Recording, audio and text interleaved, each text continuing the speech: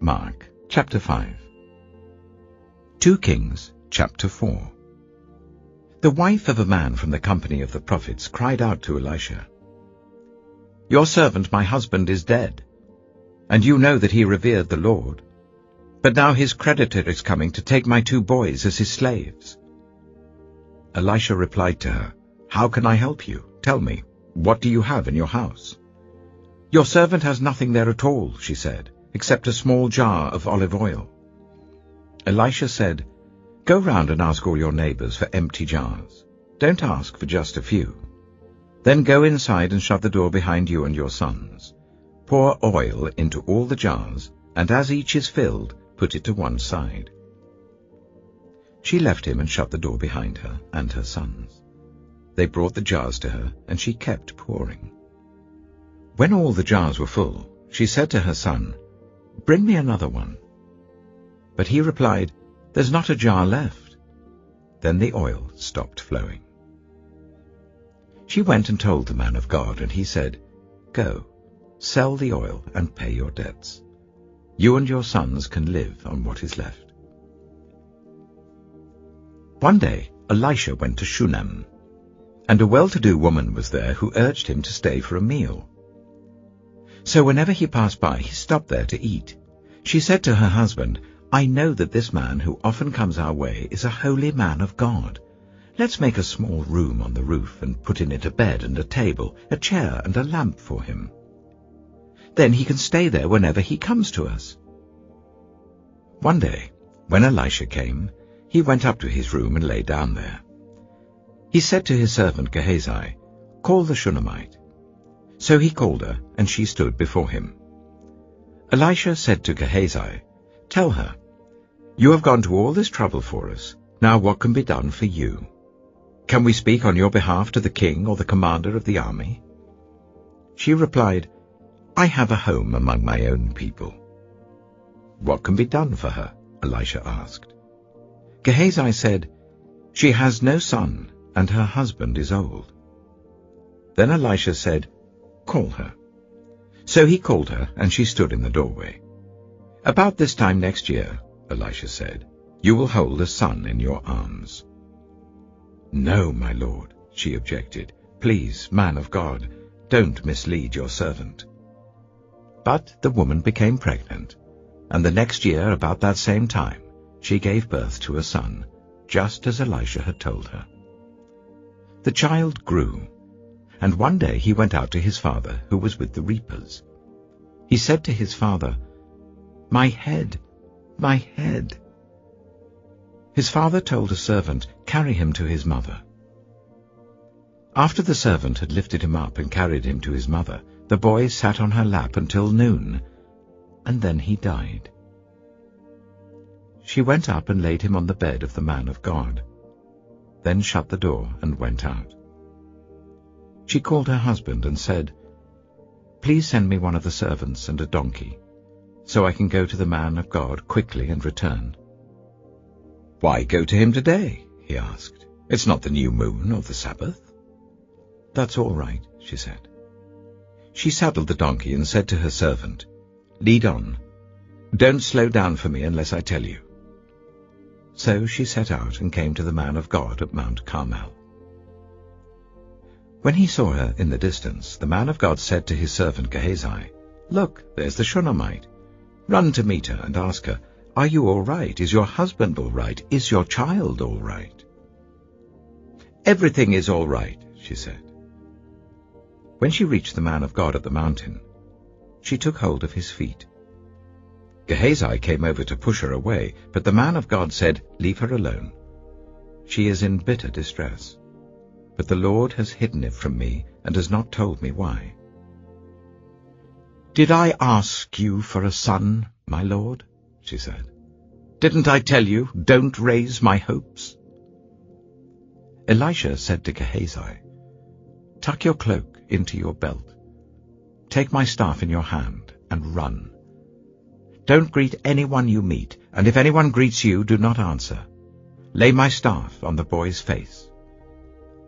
But the child's mother said, "As surely as the Lord lives and as you live, I will not leave you." So he got up and followed her. Gehazi went on ahead and laid the staff on the boy's face, but there was no sound or response. So Gehazi went back to meet Elisha and told him, "The boy has not awakened." When Elisha reached the house, there was the boy lying dead on his couch. He went in, shut the door on the two of them, and prayed to the Lord. Then he got on the bed and lay on the boy, mouth to mouth, eyes to eyes, hands to hands. As he stretched himself out on him, the boy's body grew warm. Elisha turned away and walked back and forth in the room, and then got onto the bed and stretched out on him once more. The boy sneezed 7 times and opened his eyes. Elisha summoned Gehazi and said, "Call the Shunammite," and he did. When she came, he said, "Take your son." She came in, fell at his feet and bowed to the ground. Then she took her son and went out. Elisha returned to Gilgal, and there was a famine in that region. While the company of the prophets was meeting with him, he said to his servant, "Put on the large pot and cook some stew for these prophets." One of them went out into the fields to gather herbs and found a wild gourd plant and picked as many of its gourds as his garment could hold.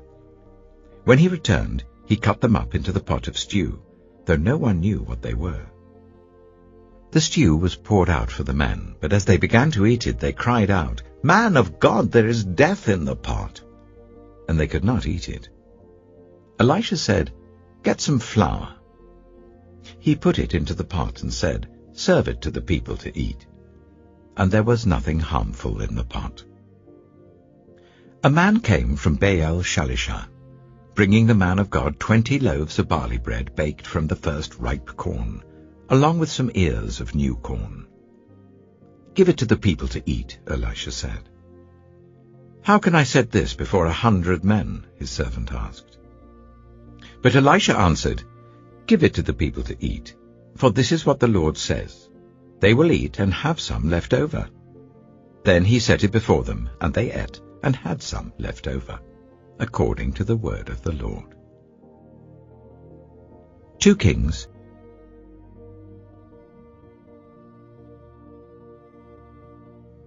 Mark chapter 5. They went across the lake to the region of the Gerasenes. When Jesus got out of the boat, a man with an impure spirit came from the tombs to meet him. This man lived in the tombs, and no one could bind him anymore, not even with a chain. For he had often been chained hand and foot, but he tore the chains apart and broke the irons on his feet. No one was strong enough to subdue him. Night and day among the tombs and in the hills, he would cry out and cut himself with stones. When he saw Jesus from a distance, he ran and fell on his knees in front of him. He shouted at the top of his voice, "What do you want with me, Jesus, Son of the Most High God? In God's name, don't torture me." For Jesus had said to him, "Come out of this man, you impure spirit." Then Jesus asked him, "What is your name?" "My name is Legion," he replied, "for we are many." And he begged Jesus again and again not to send them out of the area. A large herd of pigs was feeding on the nearby hillside. The demons begged Jesus, "Send us among the pigs. Allow us to go into them."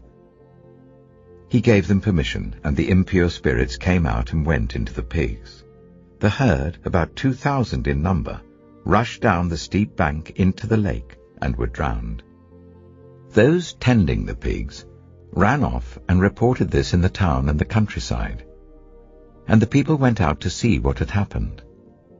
When they came to Jesus, they saw the man who had been possessed by the legion of demons sitting there, dressed, and in his right mind, and they were afraid. Those who had seen it told the people what had happened to the demon-possessed man, and told about the pigs as well. Then the people began to plead with Jesus to leave their region. As Jesus was getting into the boat, the man who had been demon-possessed begged to go with him.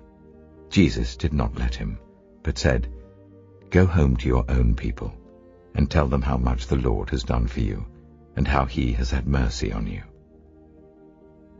So the man went away and began to tell in the Decapolis how much Jesus had done for him, and all the people were amazed.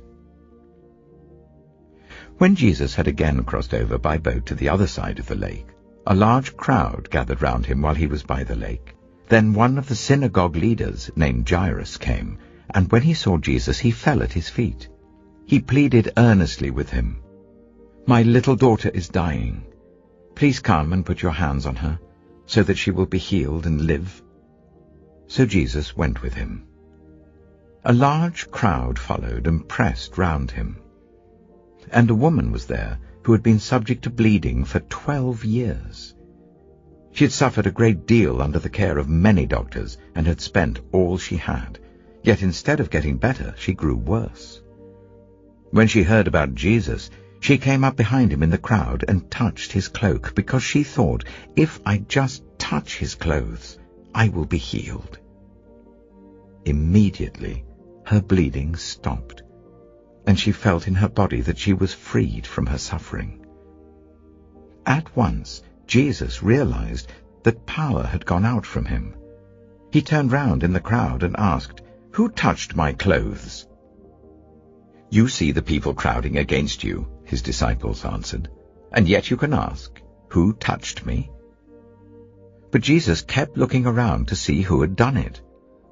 Then the woman, knowing what had happened to her, came and fell at his feet, and trembling with fear, told him the whole truth. He said to her, "Daughter, your faith has healed you. Go in peace and be freed from your suffering." While Jesus was still speaking, some people came from the house of Jairus, the synagogue leader. "Your daughter is dead," they said. "Why bother the teacher any more?" Overhearing what they said, Jesus told him, "Don't be afraid. Just believe."